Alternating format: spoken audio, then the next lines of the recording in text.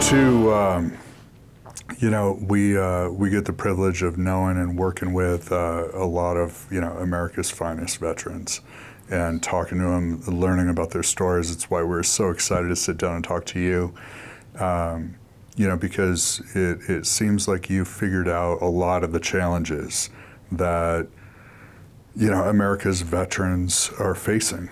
A lot of America's veterans, when they come out and they transition to a civilian life, and I think it's all the more so for those who served in special forces. They carry a lot of weight on their shoulders from their time in the military, and transitioning immediately into that civilian world and trying to build their next mission is a challenge that they didn't necessarily receive the training for. Talk a little bit about your transition and how that led to you forming Ronin Tactics. Well, I'll tell you, during that time frame, my transition, getting out at 23 years, that was one of the hardest times of my life. What people don't see is they see this, success, right? They see the end product, but they didn't see the depression. They didn't see the doubts, Yeah, I had a lot of baggage when I came out, a lot of emotional scars, a lot of things that we see, smell, it's forever burned into every crevice of your soul, right? So I was dealing a lot of that trauma, but I didn't believe I had trauma.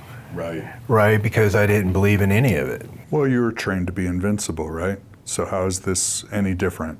This is just a new challenge, right? Yeah. So surely you can just persevere and overcome it. Yeah. Along with that, we don't have the best medical treatment for veterans. I'll say this, it took me 23 years to get where I was at, 3 days to get out, right? So 3 days to get out, man, Look, I was heavily addicted to painkillers at that time. I was looking at just the worst in the world. And that's all I saw. I saw the worst in the world, 27 countries. So I was really victimizing myself, I guess, at a certain point, right? I was. Well, you're angry. You're alone. You're not with your team anymore. You're not part of the military anymore. You're not in the action anymore. I mean, after 23 years, you've programmed yourself to be a bit of an adrenaline junkie. Yes, I am an adrenaline junkie. I still am to this day. That's what makes us type A. But what I want to tell you is there was no deprogramming, and after you live your life at that high intensity, that frequency level, and for me it was 23 years, but after you live at that life and death, right? Everything else goes numb. Everything's kind of slow and vanilla. Everything else is boring in life, Right. So that's where I was. I was bored. I had no direction, and I was a drug addict. And I was at the worst stage in my life. I was depressed. I couldn't see, what was in front of me because my mind was stuck in the past. So I'm painting this picture because I want you to understand that was the seed for my business. Mm. That was the time frame that I built this successful company, right? Right. And there is a reason why I call myself Ronin. See, Ronin back in war-stating periods of Japan, a samurai is bloodline, like a knight, right? A samurai's bloodline, it's there to serve their daimyo, their warlord. But the thing is, when you don't serve, you become unemployed and you become Ronin, right? So what I want to say to you is, if you are a bloodline samurai, you are destined to walk this earth as a warrior, the way of dual swords. Okay. You cannot be anything else. Mm-hmm. So you're just shameful, right? And I want to tell you why I named myself Ronin is because I was shameful at that time. Mm. I walked the path of Bushido, and I lost my way, because I was clouded by hate and addictions. And I tell you, man, I remember during that time, I didn't want to be this anymore, right? So I called myself Ronin first because that was very disgraceful in my eyes and how I lost my way. But what I want to tell you is like being an entrepreneur, you're going to have to be a Ronin. You're going to have to be fearless. You're going to have to be able to walk on your own, right? And that's where a lot of veterans have problems with, especially like my peers that operate in the highest level. They were the best, fearless men. And when they got out, they couldn't adapt. Well, it's an interesting perspective, right? Because, when you're in the teams, all of the training, all of the mental conditioning is focused on the team. You aren't an individual. You're a team member. It is for the good of the team. So do you think that contributes to part of that challenge of then transitioning to civilian world where, sometimes it is a very abrasive door that slams in your face, reminding you, as a civilian, you're all alone. Do you think that contributes to part of the challenge of your transitioning team helps you during active duty, or your family, when you don't have that support base anymore, then you're dual the walk, as a singleton, and this is what I find out is that when you sit alone and you walk alone, you eat alone, you live alone, you find out more about yourself then than to run around with a bunch of people that is going to tell you what you should think, feel, or act, And that's what I found in the A teams is I've been told how to think, feel, or act for so long. I didn't know how to act, when I got out. So I sat alone. And, I sat with myself for many years. Like I said this morning, is that, during my morning routine, it's so powerful because I had to be that. What I was doing was not working. Right. And what made me this warrior in the military that I had a very successful career, and what made me this skilled warrior, well, some of those characteristics I didn't need anymore. Right. So you had to reinvent yourself. Well, Bruce Lee says that we don't add on to the sculpture. You chisel away at the sculpture. You take away what is not useful. Right? And I did. I took away my addictions first. Right? Because I wasn't thinking, I was clouded, right? And then I had to sit with myself. I worked on myself for many years, but let me tell you how I became an entrepreneur, right? So during my military career, look, they had sewing machines that they would ship overseas, right? So we had gear that broke down on us literally every day in combat. We're running this gear to the ground. We're pushing the capabilities of this equipment because we had to be multifaceted in a string of different missions. And during the global war, it was just that. It was fast-paced. It was 1 minute you're hitting this building, 1 minute you're doing low-vis reconnaissance. You could be free-falling into the country. You can be whatever, right? So so the gear thing was a huge issue. I was that guy that if my gear broke, they would ship sewing machines in because they had to repair parachutes, the riggers. And I would get classes from a rigger and how to even use this high industrial sewing machine. And I would sew up my gear to fix it. Right. And I journal a lot. So I would take notes on what worked for me and what didn't work for me. So one of my first things was, I spearheaded research and development to launch products that I know will work in combat. I've done it for 23 years. Right. I know what worked at the special missions level. I know what works at the direct action level, the hostage rescue level, to Halo infiltrate. So I've done it at so many different facets in 27 countries. So I know what gear, what product, what material. I know what needs. And I launched my company. So far, there's a lot of guys who have done the same thing, right? They come out, and the typical path from my experience is either starting in training, teaching others, sharing their knowledge, but doing very, very similar things to what they did in the military, only training others, usually law enforcement, or they start creating gear, right?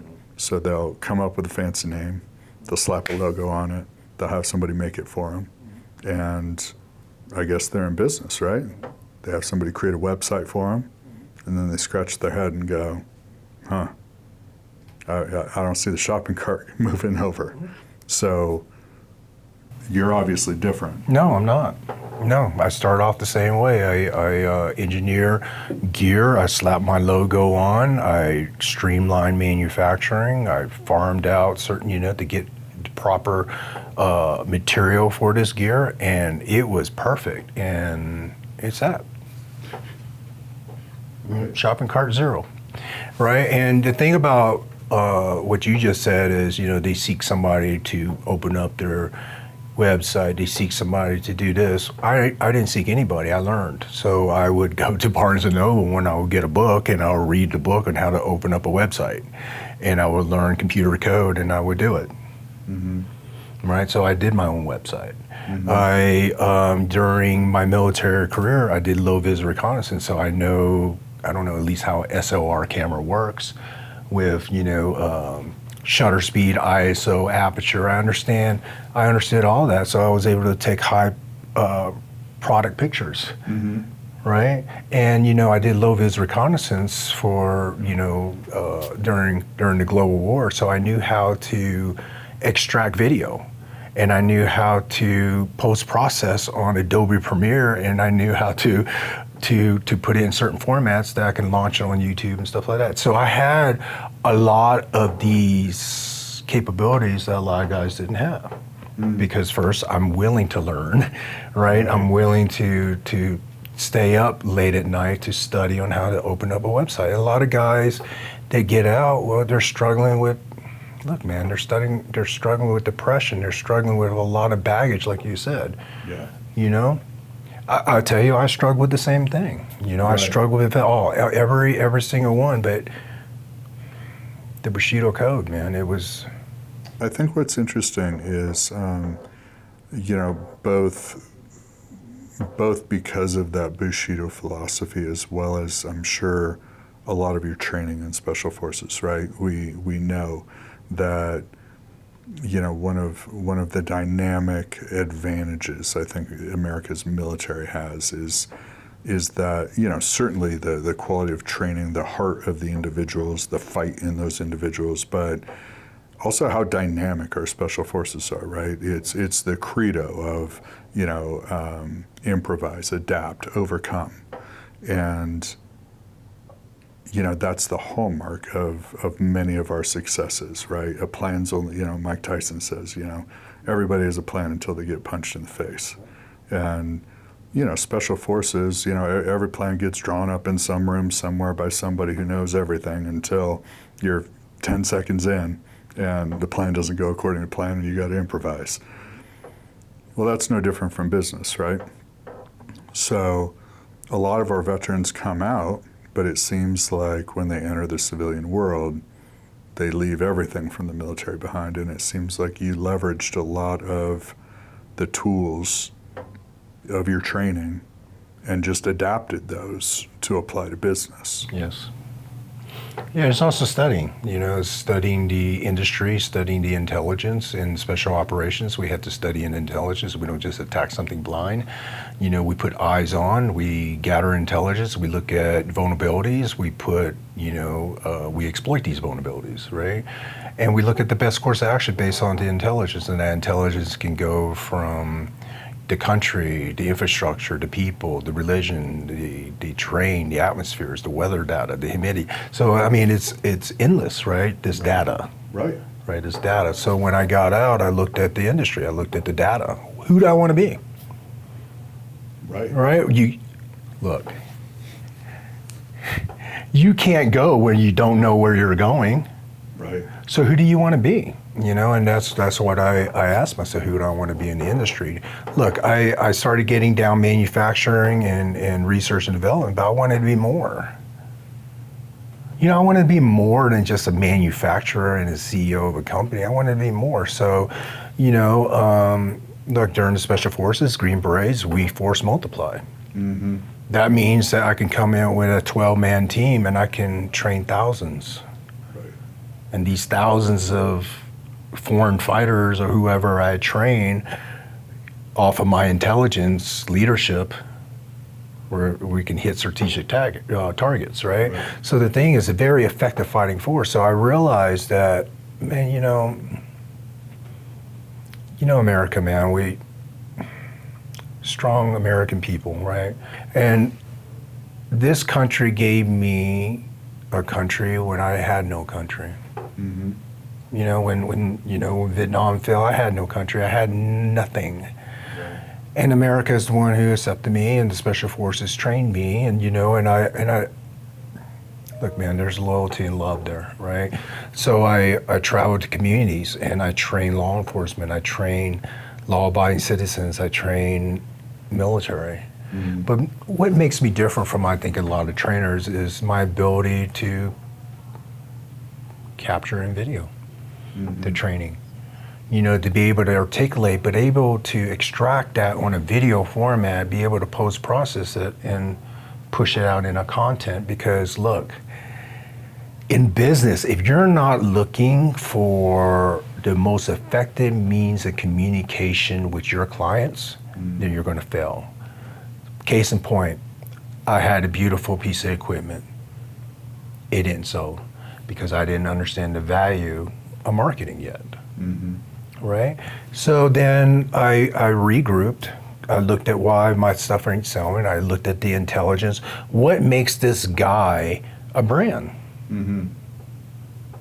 It boils down to this: be original, right? Be original, be creative, be an artist. And so I did.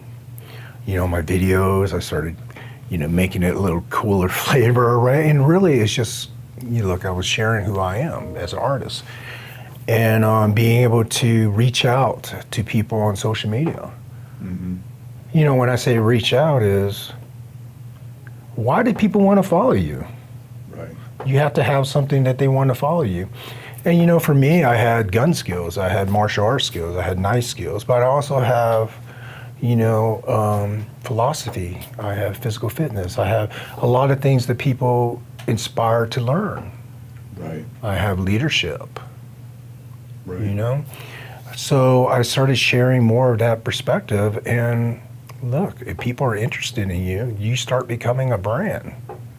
Well, I think what's most impressive about you and your brand, right, is, I think the average person would look at everything you're involved in and just say, you need to focus, okay? Focus on one thing, focus on your business. But what's genius about what you've created, right? You have your training company, you have your gear and material company, you have your involvement with Call of Duty, you're involved with Springfield.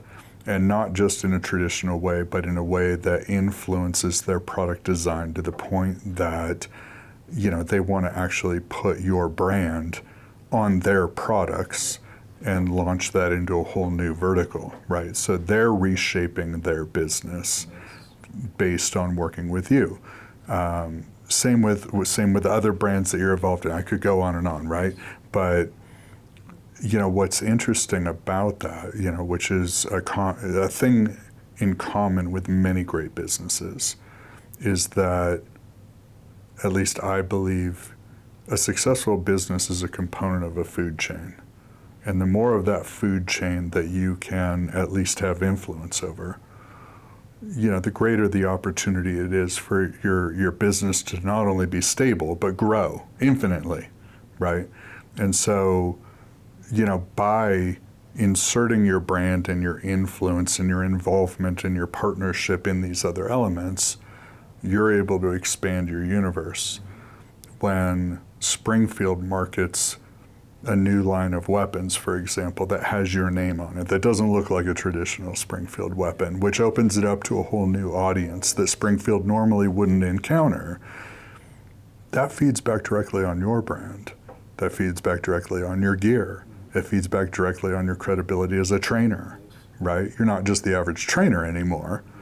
You're Ronin. Not only Ronin from Call of Duty, but Ronin from the Springfield line of weapons, or this, or this, or this. And I think that's a very abstract philosophy for a lot of businesses, right? A lot of businesses just think point A to point B. I'm a trainer, so I have to train. Who wants to be trained? Great, here's my training. Mission accomplished.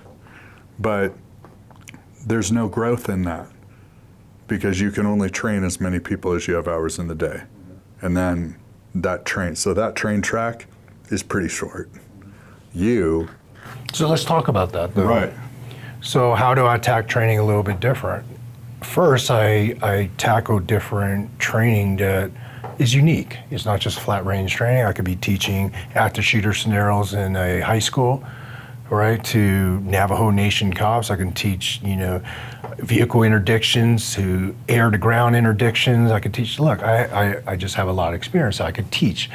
And I realized that if I teach stuff that's unique, that makes me unique, right? But also it's like people want to hear you deeper than just the tactics to me, right? I want to hear why you feel this way, and in the industry you got to be open-minded about things. You have to be able to snapshot the situation. When I say that is, look, if we're driving down the road and we make contact with the enemy, we're going to spray down that direction with overwhelming firepower because we win by violence of action, right? Absolutely. Not necessarily translatable when you have an active shooter in a major city like New York. Right. You can't just overwhelming firepower because you have innocent civilians around. So, first I see in the industry, a lot of guys can't weave out that. That's all the tactics they knew. That, look, we were in a 20-year war. That tactic worked for us in a war zone. Correct. Right? And look, when you're operating in sensitive environments like, I don't know, New York, Miami, Dallas, and where there's a lot, right? Your tactics going to have to change. So first, my tactics evolved. Right. Because I was able to travel around America and be able to see different departments, right? And I got educated. That's intelligence, right? I got educated on the political restrictions that a lot of these officers have nowadays. But I'll interrupt you there because I think you're discounting yourself.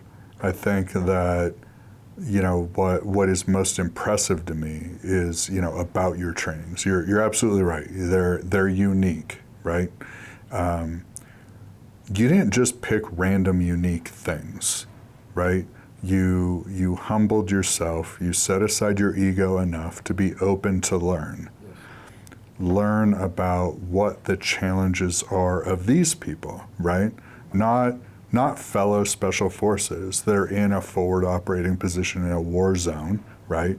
That's a pretty easy solution to solve. You're talking about, law enforcement in a civilian area with complicated, situations. So you took the time to learn that, and then but I also had to perform in that. Provide a training solution for that. But I also did a lot of low visibility operations that didn't allow the war assets. I didn't have drones. I couldn't do kinetic strikes in certain country. It was not a declare war zone. It was not even declare a conflict area. So yeah, people are trying to kill you. So the thing is, your tactics have to evolve. So because I had that experience in low vis environment, I had a different snapshot. You know what I mean? Yeah, I did direct action operations in war, but I also did a lot of operations outside other than war. So when I got out, I was able to translate that really fast. But I think there's a lesson to be learned there for everybody, right? Because, whether it's your training, or it's your merchandise, you don't put it out just to put it out, right? And what you put out isn't generic. If it doesn't solve a problem, then you don't put it out, right? And I think that there's a unique lesson to be learned there, right? That why would you put out anything that can't be differentiated from anybody else who's already in that space? Right? To me, that should be taught in every business school, in Business 101, that if you're ever going to get into business, look for a way to be different and unique and improve your value proposition over what's already out there. But in the also marketplace. business to me is like, look, I don't want to be making money just because when I show up to work or when I'm training somebody. I should be making money 24 hours a day. When I'm sleeping, I should be making money. Right? So let's talk about training. A lot of trainers, they go there and that's the only time they make money is when they train with that group of people. You get hurt. Let me tell you what's the don't make difference. money. Let me tell you what's the difference with my approach. Every time I go to training for the last 7 years, every training location video was captured. Mm-hmm. So what I do is I put together a class, an online training class. Right? So that one training event, I'm making money for the rest of my life as long as that module is online. Right. So what I'm saying is, like, business-wise, you have to think about every angle. Be smart. Yeah. Yeah. Yeah, that's amazing. So talk a little bit about your gear line. Mm-hmm. So I have a whole line of gear, and I started off my gear line by taking the equipment that we were issued, and I have a lot of journals, man, of a lot of... Do you remember the first piece of gear you made as a Yes, company? it was a tactical gun belt that now JSOC, SOCOM, and a lot of other military and law enforcement is using. It's proven to work, it saved lives, and we have a whole manufacturing plant backing manufacturing to supply this for the military and our allied forces. Mm-hmm. So that was our first line. Then we, the gun rack. I designed my gun rack. I designed my body armor. I designed, pouches that just made sense to me. Mm-hmm.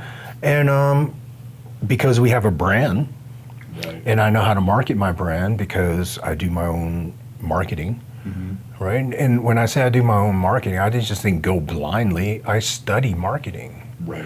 I would listen to podcasts, I would study why this person, how did he grow his brand, and I would study all that. Mm-hmm. Right? Some I agree with, some I didn't. Right. And I would extract what is useful. Just like Bruce Lee, I would extract what is useful. Right? And I had my course of action. I came over to, how do I brand myself? Mm-hmm. And really how you brand yourself is just be authentic, man. Just be real. Mm-hmm. Right? People like you, they like you. They don't, then they don't. But you have to understand your audience too. So let's talk about your audience. Right. When I first came in, my audience was law enforcement, military, because that's who I am. Right. But it's bigger than that. Well, now especially, right? Because you've deliberately looked for opportunities to branch out and, arguably become a global brand, through efforts like, Call of Duty. History Channel. The History Channel, right. I want to share, was just the first experience I had in Hollywood. The History Channel. And I want to tell you this because I was really messed up when I got out. Right. Really messed up. Like, I was dealing with some personal stuff. Right. And here I am, standing in front of 15 cameras and a producer with a mic in my ear telling me what I should say and how I should act. Bill Goldberg, being who he is, just the host, and I'm the co-host of this show. Look, either you adapt or you don't. Right. Right? And I did. I adapted, and I put myself in these uncomfortable situations. Mm-hmm. Right? I put myself there so I can learn, and that's what life is about. It's about learning, it's about experience. Right. So when I learned from the History Channel, this is what I learned from the History Channel. The History Channel it put me into a different demographic. Mm-hmm. And I reached out to that demographic, and I went to trade shows, the knife industry, and I learned that demographic. I met the people. Just like a Green Beret, I live with the people, I met this demographic. Right. Same with Call of Duty. Look, I have 13-year-old kids contact me. I have 60-year-old men playing Call of Duty that contact, so the demographic's different. See, so whatever you latch yourself on, you have to study the demographic. Mm-hmm. And who you want to be in that demographic. For me as a Call of Duty guy, as a Call of Duty character, look, I could reach out to teenagers. why not make them a better person? Why not help them, shape them to be a better human being, so when they grow up, don't we create a better world by doing that? Hopefully. Yeah. Right? So that's the power of media, and I leverage that power, you know, and as I matured through business, I realized my self-worth. Mm-hmm. You know, and I want to talk about self-worth because that's the biggest issue that, you know, veterans or anybody gets out. Mm-hmm. What am I worth? What am I valued at? Mm-hmm. You know, if a $1 billion CEO of a company say, I want an hour of your time, what is that hour? What would you charge him? Right. And I asked that to some of the most talented team guys I know. They couldn't even give me. I know the answer. They couldn't give me an answer. I bet the answer is I wouldn't charge him. Because they didn't know their self-worth. You know, and look, I didn't know my self-worth in the beginning. I do now. And there's nothing more dangerous when you know what you're worth. Right? Right. There's nothing more dangerous when I say that in the industry, because you know where you need to go. Mm-hmm. And you're willing to work hard for it because you know your worth, right? And that was the big thing. It was self-worth and being able to reach out to demographics that don't really care about an ex-SF guy. I don't care, you know, like you think about, like, majority of civilian population don't even know what Special Forces is anyways. Right. Right? They can't even tell you the difference between a Special Forces guy and a Navy SEAL. Like, they can't tell you. Right. But the thing is this. So how do you brand yourself in that ignorant group that don't really care anyways? True. Right? But what they do care about, maybe, I care about making knives. So now you just got into that industry. Right? I care about my son and, you know, how happy he is when he's on the video game playing Call of Duty. Now you're tapping into that demographic. Right. But you've had some interesting experiences even related to that even surprised you. Like, you were telling me a story about, you know, just sitting in San Francisco minding your own business, and out of nowhere, you know, a young boy ran up and knew everything about you. Wow. I mean, that, you know, certainly has to be flattering, but it also has to be terrifying. You know, you know, if you didn't realize it yet, you're a role model. Yeah, well, I mean, like, well, I'll tell you, you know, I've been chased down, and all these people to come, although it's flattering, they know everything about you. And it goes against all your training, you know, and what I realized that, you know, Masashi said this, Masashi Miyamoto, a Ronin that wrote the Book of Fire Rings, he said, you must die to everything of yesterday in order to receive what is, you know, and I realized that I needed to die to kind of that lifestyle. I'm not that commando anymore. I'm not that, you know, guy who goes in a country, hunt down, you know, our enemies. I'm a role model to a 12-year-old kid, and I need to be this role model because I actually care about this kid, and I want him to succeed in life, you know? And yeah, I you know, that's sweet and kind. But that said, we've spent some time together now. We've seen you working out, exercising. We've now seen you at the range. I'm not sure you've completely abandoned the whole warrior side. It's still there. It's there. Yeah. But that's the evolution of a warrior. See, a warrior gives back at the inner stages of his life for the betterment of humanity. And you know, there's nothing better. You can't better humanity if you continue to seek violence and hate.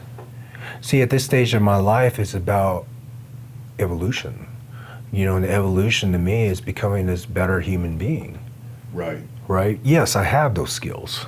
Well, it's one of the things I admire about you. I've often said, you know, people that are, you know, skeptical of the U.S. military or some of our engagements that we've had over history, I always remind them that, you know, there's never been a military force in the history of the world that, after conquering the opposing force, uses its own manpower and funds to rebuild and improve that civilization, and then once stabilized, hands the keys back and doesn't occupy that civilization any longer. There's nobody that does that. But that is the foundation of America's global reach, right? Is that we're a force for good. And what strikes me is, even though, you have done your time, you have served, your country well, you continue to serve, you continue to look for ways to give back, to improve, not even just those around you, but as far as your name and your brand can reach. It's inspiring that you can have this balance of yin and yang, of warrior, and somebody that truly, passionately wants to inspire people to be their best selves. That drives you? Yes. That is that your mission now? Well, my mission is to be my best self, and that best self feeds into everything else. So if I'm my best self, I can give you my best self. And if that's an inspiration to you, then you can become your best self. And in doing so, we create a better world. And in generations, our children can live in a better world. And that's the thing, is that if you improve yourself, you're going to improve everybody around you. Right. And everybody in this world, they try to look at everybody else and try to improve everybody else when you're not even perfect yourself. Right. Right? So it's very Confucius in the philosophy, but if you wish the world to be a better place, it starts with you. Right. Right? And I take that seriously. I take that into every aspect of my life. If I'm having, issues with this guy, it's not the guy, I'm having issues. Right. If I can't let it go of the past, it's not the past, it's me. So you have to work on yourself. And that's what makes me different in being an entrepreneur. You saw my morning routine. After I clear my mind and I'm at that elite level, right? I train my mind to be elite, I train my body to be elite. Can you imagine sitting in that and journaling some ideas when your mind is totally present? Your whole life changes. Right. But I think even with that, a lot of people, for one reason or another, pursue very selfish ambitions. And yet, you're a believer that by trying to help others, trying to give back, that all of that comes back to you, that your strategy for growing your own business, your own legacy, your own opportunities is by giving more. Yeah, that's very Dao Jing by Lao Jiu. What you give to the world is what you receive. And you have faith in that. I do. You've seen it firsthand. I've seen it firsthand. What I give to others comes back at me. The finger that points at you points back at me. Don't judge others. Help. Right? And that's the thing. It's like, what are you willing to give to yourself and to the world every single day? Because what you give is what you receive. Mm-hmm. Yeah, I think it's an important message, right? Certainly to the nation, to the world. It doesn't feel like that's being practiced today in America, and it doesn't feel like the country's moving in that direction. In fact, it feels more like, conflict with your neighbor and your fellow American has almost, it feels like, become a hobby. What are your thoughts about how people should manage that fluid situation of rising crime, rising threats, when you have training and you walk through some of these places and you can identify the wolves in a crowd. You know who's on the prowl. You know who's looking for a victim. What do you encourage people to do for training and getting prepared? What do you think? What I think is irrelevant. It's my actions. I travel around America and I teach people to defend themselves, so that should tell you what I think. The thing is this, is that, we all have mothers here. You know, we all have mothers, and let me ask you this: if a 20-year-old mentally ill person breaks into your mother's house, regardless if you believe in a gun or not, would you want her to have a fighting chance?